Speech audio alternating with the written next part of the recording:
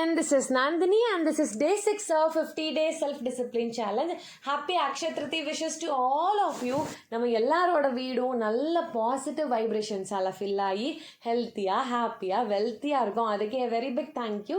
Touch உட் நம்ம எல்லோரும் இப்படியே சந்தோஷமாக வந்து இருக்கணும். ஸோ அக்ஷய திருத்தியா அப்படின்னா நம்ம எல்லாருக்குமே ஃபர்ஸ்ட் மைண்டுக்கு ஸ்ட்ரைக் ஆகிறது கோல்ட் ஷாப்பிங், சில்வர் ஷாப்பிங் தான். ஸோ அப்பார்ட் ஃப்ரம் திஸ், இன்றைக்கி நம்ம ஏதாவது டொனேட் பண்ணாலுமே ரொம்ப நல்லது. அது ஃபுட்டாக இருக்கலாம், கிளாத்ஸாக இருக்கலாம், இல்லை எஜுகேஷனல் பர்பஸ்க்காக இருக்காது, புக்ஸ் இல்லை ஸ்டேஷ்னரி ஐட்டம்ஸ் வாங்கி கொடுக்குறதா இருக்கலாம்.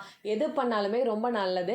அண்ட் நம்ம பண்ணுற விஷயம் நம்மளுக்கு மெனி ஃபோல் டைம்ஸ் திரும்ப வந்து நம்ம லைஃபே ரொம்ப பிளெஸ்டாக இருக்கும்.